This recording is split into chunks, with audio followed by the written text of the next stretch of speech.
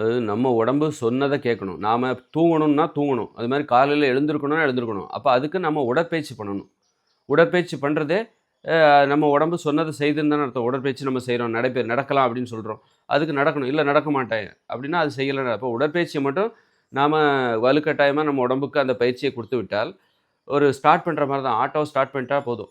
இன்னைக்கு உடற்பயிற்சி பண்ணிட்டா, நாளைக்கு நம்ம உடம்பு சொல்றத கேட்கும். இப்ப இன்னைக்கு நம்ம உடம்பு சொன்னத கேட்க மாட்டேங்குது. ஏன்னா நம்ம உடற்பயிற்சியே செய்யல. உடம்புல வலியே இல்ல. வலி இருந்தா தான் உடம்பு சொன்னத கேட்கும். அப்போ உடம்பு சொன்னத கேட்கல, உடற்பயிற்சி செய்யல. அப்போ உடற்பயிற்சிய மட்டும் கஷ்டப்பட்டு செஞ்சுட்டீங்கன்னா, நம்ம அறிவை கொண்டு யோசிக்கணும். ஏன் நம்ம உடம்பு சொல்றத செய்ய மாட்டேங்குது? ஓஹோ! நம்ம உடம்புல வலியே இல்ல. நம்ம உடற்பயிற்சி எதுவுமே செய்யல.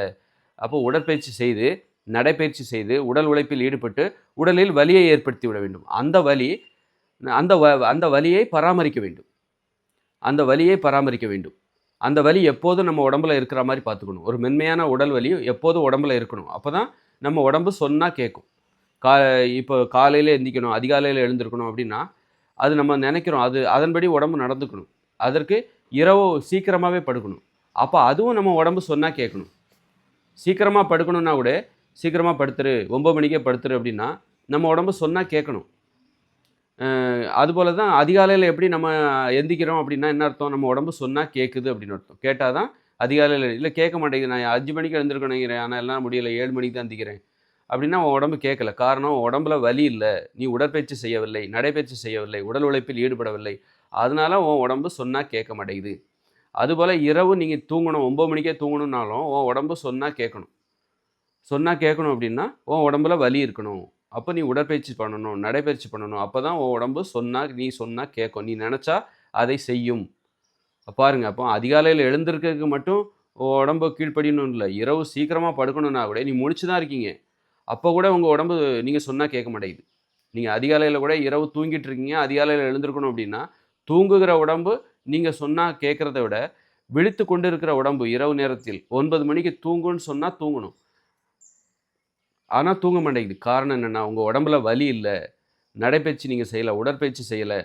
உடற்பயிற்சி செய்யணும், உடல் உழைக்கணும். அப்பதான் உடம்புல ஒரு மென்மையான வலியை மென்மையான உடற்பயிற்சி, மென்மையான நடைப்பயிற்சி, மென்மையான உடல் உழைப்பு. முரட்டுத்தனமா ஒரு வலிய உடம்புல உருவாக்காதீங்க. மென்மையான தாங்கிக் கொள்ளக்கூடிய ஒரு உடல் வலி. அத வச்சுக்கிட்டீங்கன்னா, அப்ப நீங்க சொல்லுகிற ஒரு எளிமையான ஒரு வாழ்க்கை முறைக்கு அந்த உடம்பு பணிந்து நடக்கும். நீங்க சொன்ன மாரி அந்த உடம்பு வேலை செய்யும். காலையில எழுந்துரு, 4 மணிக்கு எழுந்துரு, 5 மணிக்கு எழுந்துரு. அப்படின்னா உங்க உடம்பு எழுந்திருக்கும். அதுபோல இரவு 9 மணிக்கு படுன்னாலும், அந்த உடல் வலி உங்க உடம்புல இருந்ததுன்னா, அந்த 9 மணிக்கு அது கட்டுப்பட்டு படுத்து தூங்கும். இல்ல என்னால நான் 9 மணிக்கு படுக்கணும்னு நெனைக்கிறேன். ஆனா 11 மணி வரைக்கும் ஆயிடுது அப்படின்னா, உங்க உடம்பு சொன்னா கேட்க மாட்டேங்குது. உங்க உடம்புல வலி இல்லன்னு அர்த்தம். வலி ஏன் ஆசிரியர் வந்து மாணவர்கள் கையில அடிக்கிறாரு, அப்பா, அம்மா ஏன் பிள்ளைகள அடிக்கிறாங்க அப்படின்னா, வலி வ அ வலிச்சா தான் அ பிள்ளைகள் கேட்பாங்க. வலி தான் நம்ம வ வலிக்கு பயந்து தான் நாமளே ஒழுங்கா நடந்துக்கிறோம். ஏன் திருட மாட்டேங்கிறோம்? ஏன்னா அடிப்பாங்க, வலிக்கும். அப்போ வலி தான் நம்மள வந்து ஒழுக்கமாக வாழ வைக்கிறது.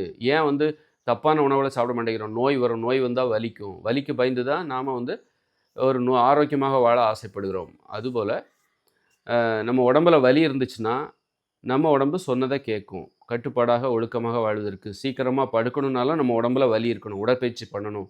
உடல் உழைப்பில் ஈடுபட வேண்டும். அப்பதான் நம்மளால சீக்கிரமா படுக்க முடியும். அப்பதான் நம்மளால சீக்கிரமாவும் எழுந்திருக்க முடியும். உடலில் வலி இருந்தால் மட்டும் தான் சீக்கிரமா எழுந்திருக்க முடியும். சீக்கிரமா படுக்க முடியும்.